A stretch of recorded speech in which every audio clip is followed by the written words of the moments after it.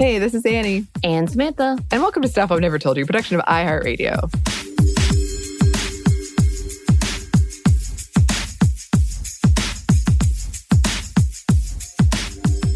And welcome to another edition of Happy Hour, which again falls onto a Thursday for us. We're on a roll. As well as afternoon.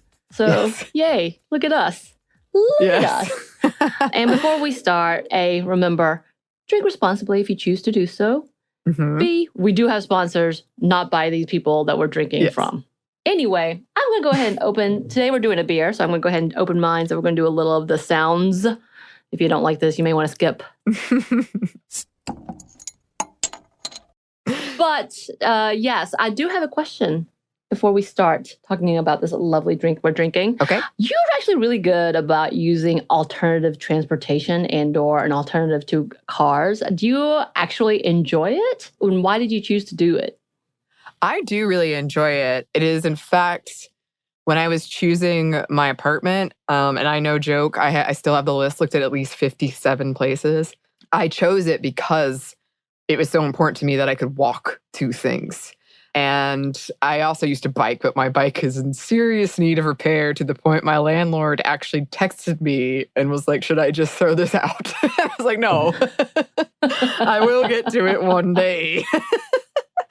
Yeah, I do enjoy it. I feel like it gives me a sense of accomplishments in both, like I'm outside and I'm getting some exercise, but also it's just nice to feel like, oh, I can get from point A to point B with not using my car because parking is a nightmare and I despise it. And also I'm not like a nervous driver.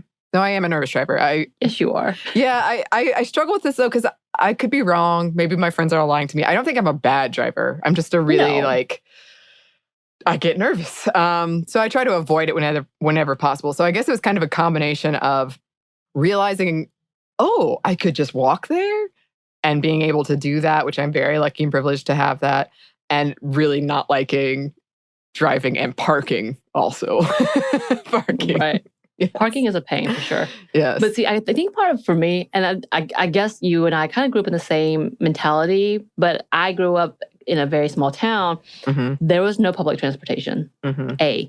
You could not just walk to somewhere. Everything was 10 miles away. There was no sidewalks. I remember my uncle had gotten hit because he would try to walk to places. And that was just like, that took it all day for him. But he got hit a couple of times because there's no accessible sidewalks. Mm-hmm. And so for me, I'm still so inundated with car that it's hard for me to do.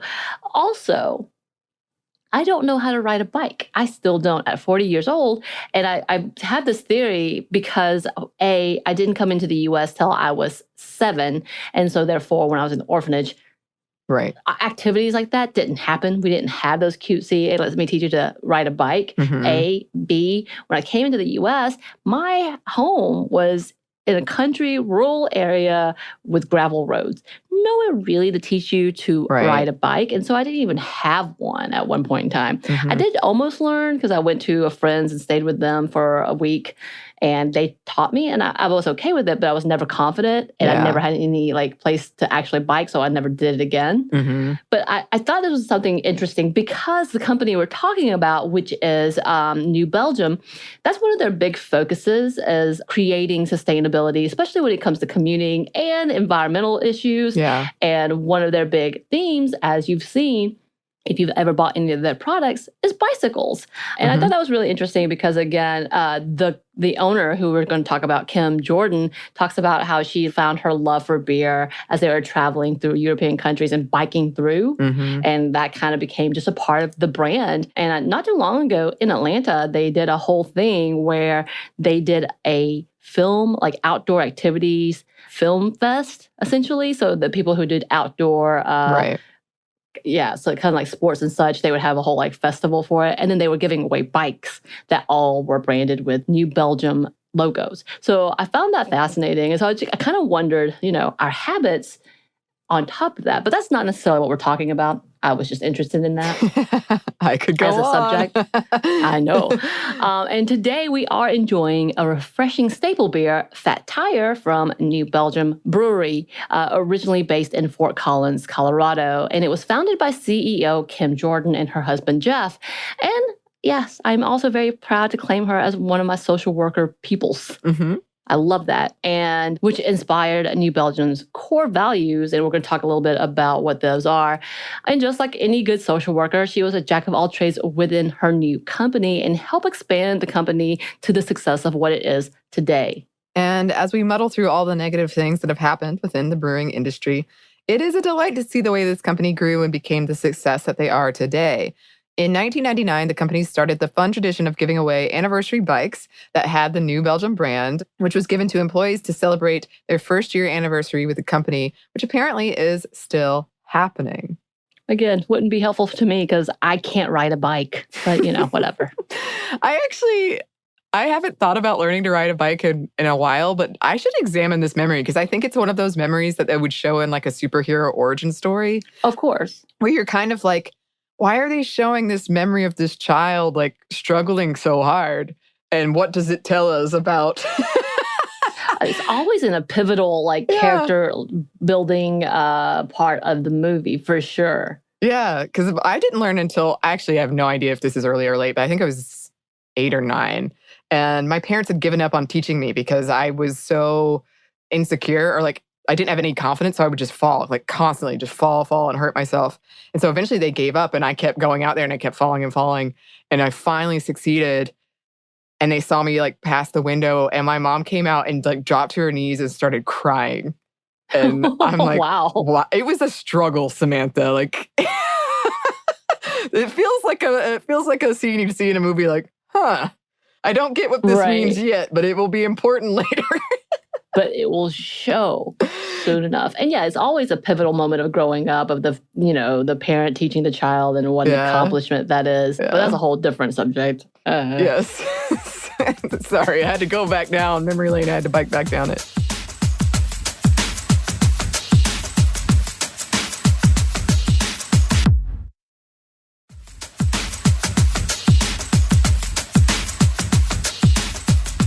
That is not all. Speaking of this company, they also allowed the company to be 100% employee-owned in 2012, which they were already sharing ownership with their employees beforehand, but went 100% employee-owned by the 457 coworkers from the 41.5% it was previously. But it wasn't just their overall good practices with the employees, but their continued work in social and environmental change. In 2003, they created a sustainability department, which included starting an on-site solar panel installation program for the company and a wastewater treatment facility. In 2009, they were able to have the largest private solar array in Colorado. And in 2020, the beer Fat Tire is the first certified American carbon-neutral beer in the U.S. And it's no surprise that the company and Jordan herself has received many awards and accolades. In 2018, Jordan was named as one of the 2018's 30 world-changing women in conscious business. In 2016, she was named as one of the top 100 business visionaries in creating value for the world by the Business Insider. And of course, she was awarded the Governor's Citizenship Award in Colorado.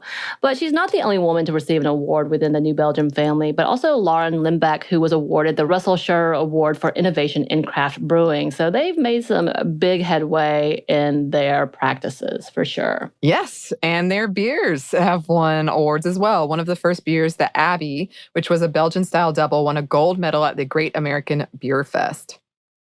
Yeah, and honestly, their Fat Tire we're drinking still holds up. I love a good amber, and honestly, it's just as good as I remember it. I will say this was one of my beginning beers.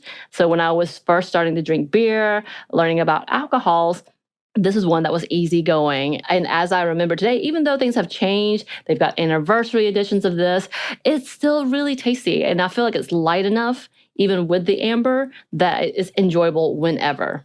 Yeah, I also love a good amber ale. And to me, I know I must have had New Belgium before, but I don't recall specifically having this one.